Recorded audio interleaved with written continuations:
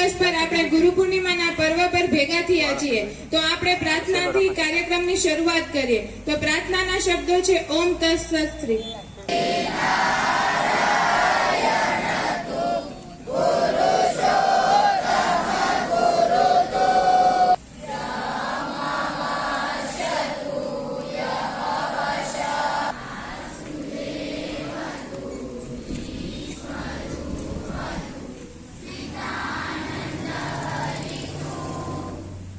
બેનને વિનંતી કરીશ કે તેઓ તેની આવ મારા જીવનમાં, માં શારદા તું આવ મારા જીવનમાં. શારદા માં શારદા, મોર થઈ છવાજે મુજ જીવન વસંતમાં, વીણાના સુરો વહાવ માં છવાજે મુજ જીવન વસંતમાં, વીણાના ઈશતણા ગીત દેજે અંતરમાં. હો ઈશતણા ગીત દેજે અંતરમાં. વાણીમાં વર્તનમાં નર્તનમાં મુજ કીર્તનમાં, હો શારદા માં શારદા. જગનાંગણમાં નાચું મોરલો બનીને તારો, જગનાંગણમાં નાચું મોરલો બનીને તારો, વિશ્વ પર છવાઈ જાઉં ઈશના બની વિચારો, તરજે વિશાળતા ઉરી અંતરમાં. હો તરજે વિશાળતા યુરી અંતરમાં. વાણીમાં વર્તનમાં નર્તનમાં મુજ કીર્તનમાં, હો શારદા માં શારદા. માં શારદા તું આવ મારા જીવનમાં, માં શારદા તું આવ મારા જીવનમાં. વાણીમાં વર્તનમાં નર્તનમાં મુજ કીર્તનમાં, હો શારદા માં શારદા.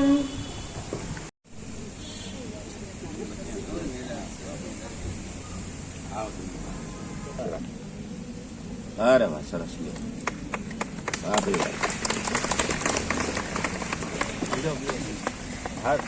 થોડીક વાર રાખજો, ઓલવાઈનું જાય બે હળગાઈ ગયો. આડા ઉભા રહેજો ઘડી. વલ્લભભાઈ નહીં જાતા. નાખો આડો હાથ રાખો. આડો હાથ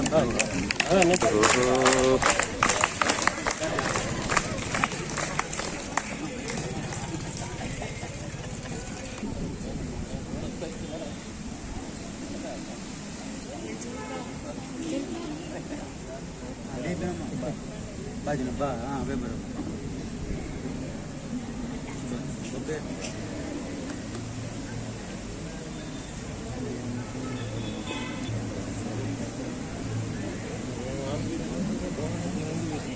અત્યારમાં નહીં બાજુ કોટડા કહેવાય.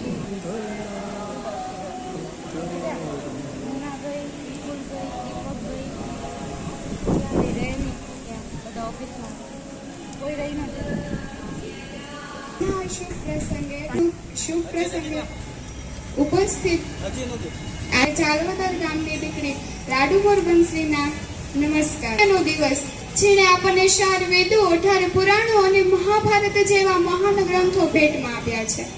વેદવ્યાસજી માત્ર આપણા જ ગુરુ નહીં પરંતુ સમસ્ત જગતના ગુરુ છે. ભગવાન કરતા પણ ગુરુનું મહત્વ અનેરું છે. ગુરુ એટલે કે છે પ્રભુનું શરણ ગુરુ વિના શક્ય જ નથી. એટલા માટે કે ગુરુ ગોવિંદ તો કે પહેલા હું નદી પાર કરીશ, અને ગુરુએ કહ્યું કે પહેલા હું નદી પાર કરીશ.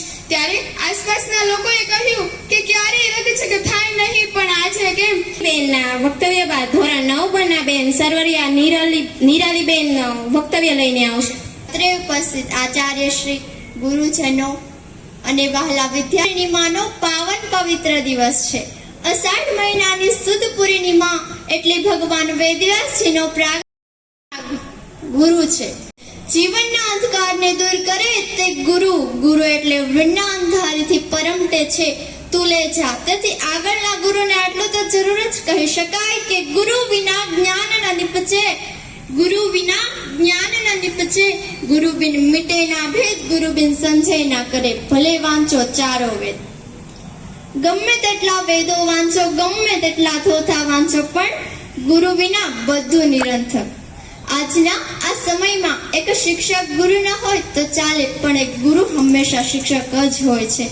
એટલે જ તો વિશ્વ ચાણક્યે ધનાનને કહ્યું છે કે શિક્ષક કભી સાધારણ નહીં હોતા, शिक्षक कभी साधारण नहीं होता, प्रलय और निर्माण उसकी गोद में पलते हैं, प्रलय और निर्माण उसकी गोद में पलते हैं.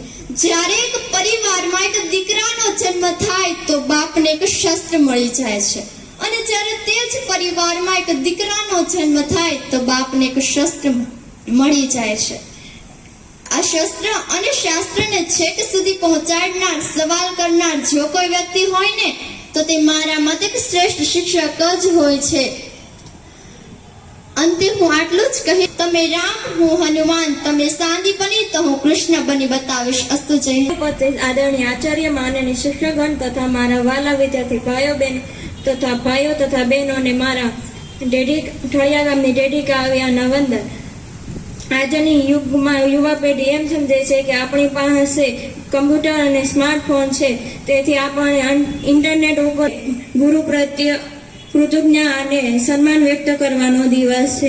સતગુરુ તમે મારા તારણહાર, હરિ ગુરુ તમે મારા તારણહાર. આજ મારી રાખની અરજી રે ખાવન ધણી સાંભળજો ગુરુજી. હો જી રે પાર, આજ મારી રાખની અરજી રે ખાવન ધણી સાંભળજો ગુરુજી. હો જી. ગુરુર વિષ્ણુ ગુરુર્દેવો મહેશ્વરા, ગુરુ સાક્ષાત પરબ્રહ્મા. મારા વડીલો, ગુરુજનો તથા સ્નેહી મિત્રોને આ ઘાટરવાળા ગામની શીતલ પંડ્યા તરફથી હેતની સાંચળીમાં જબોળી મીઠા મધુર વંદન. આ પ્રસંગે મને બે શબ્દ બોલવાનો મોકો મળ્યો, તેથી હું અહીંની સંસ્થાને ખૂબ ખૂબ આભારી છું. સૌ પ્રથમ આપણા વિશ્વના દરેક ગુરુજનોને મારા સત નમન. ભારત દેશમાં અષાઢ સુદ પૂનમ એટલે કે ગુરુ પૂર્ણિમા. આ ત્યારે દરેક સંપ્રદાયના લોકો તેને ભવ્ય મહાન પર્વ તરીકે ઉજવે છે. આપણે કોઈ પણ કાર્યમાં સિદ્ધિ પ્રાપ્ત કરવી હોય તો એક ગુરુની જરૂર પડે છે. પછી પપ્પાને કહીએ, પપ્પા સમજાવે. જે પપ્પાને ન સમજાય ને દાદા સમજાવે, જે દાદાને પણ ન સમજાય ને એ દાદી સમજાવે, ને જે દાદીને પણ ન સમજાય ને એ ગુરુ શીખવાડે. એટલે જ તો તેને ગુરુ કહેવામાં આવે છે.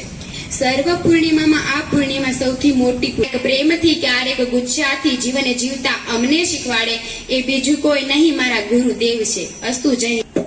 ત્યાર પછી 10 બનાબેન મિત્તલબેન તેને બે તો પડે પણ કિનારો અલગ છે, નજારો અલગ છે, બહાર અલગ છે, ગગનમાં ચિતારો અલગ છે, નજરમાં જ્યાં નજર પડે ત્યાં નજારો અલગ છે. સરસ્વતીના સાનિધ્યમાં અત્રે ઉપસ્થિત આ શાળાના આચાર્યશ્રી તથા ચંદ્રની જેમ શીતળ છાંયો આપતા આ શાળાના શિક્ષકો અને ભાઈઓ તથા બહેનો, ગુરુ પૂર્ણિમા ભારત વર્ષમાં ગુરુ પૂર્ણિમા તરીકે અષાઢ સુદ પૂનમના દિવસે ઉજવવામાં આવે છે, અને ગુરુ પૂર્ણિમાનો આ દિવસ સમર્પિત અને શ્રેષ્ઠ દિવસ તરીકે ઉજવવામાં આવે છે, અને ગુરુના શિષ્યો ગુરુના ગુણગાન ગાય છે, અને તેઓનું શુભ પ્રસંગે અત્રે ઉપસ્થિત આચાર્ય શ્રી, ગુરુજનો, વહાલા વિદ્યાર્થીઓને ચાલોતર ગામની દીકરી બલદાણ્યા તૃપ્તિના પ્રણામ. મારો વિષય છે ગુરુ પૂર્ણિમા. ગુરુ બ્રહ્મા ગુરુ વિષ્ણુ ગુરુદેવો મહેશ્વરા. ગુરુ જણાવ્યું છે કે ગુરુ એ બ્રહ્મા છે, ગુરુ એ વિષ્ણુ છે, અને ગુરુ એ જ પરબ્રહ્મનું વાસ્તવિક સ્વરૂપ છે.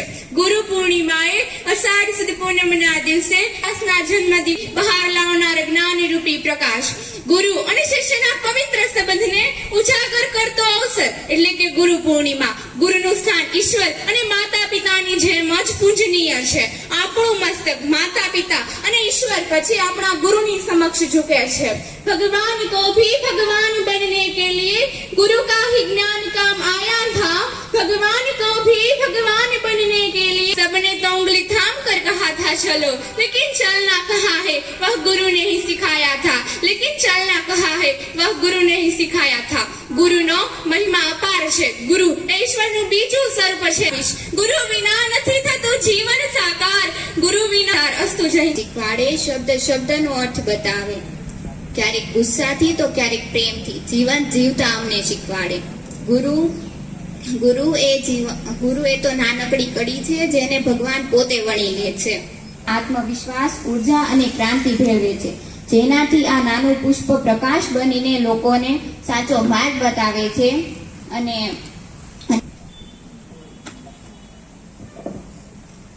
ત્યાર પછી 12 આર્ટ્સના ઝંઝવાડિયા ઈશાબેન તેમનું વક્તવ્ય લઈને આવશે। અહીંયા ઉપસ્થિત આદરણીય ગુરુજનો તેમજ મારી સાથે અભ્યાસ કરતા ભાઈઓ તથા બહેનો, આપ સૌને આ ગુરુ પૂર્ણિમાના મહત્વપૂર્ણ દિવસે હું તમને ધોરણ 12 કોમર્સનો વિદ્યાર્થી ગોંડલિયા વિવેક હાર્દિક શુભેચ્છા આપું છું।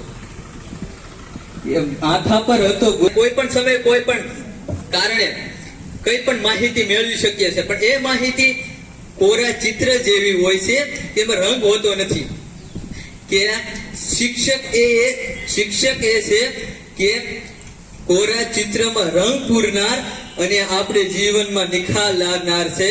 એટલે કહેવા માંગુ છું કે અક્ષર શીખવાડ્યા છે, અક્ષર શીખવાડ્યા છે, શબ્દનો અર્થ આપ્યો છે, ક્યારે પ્રેમથી તો ક્યારે ગુસ્સેથી આપણને જીવન જીવતા શીખવાડ્યા છે।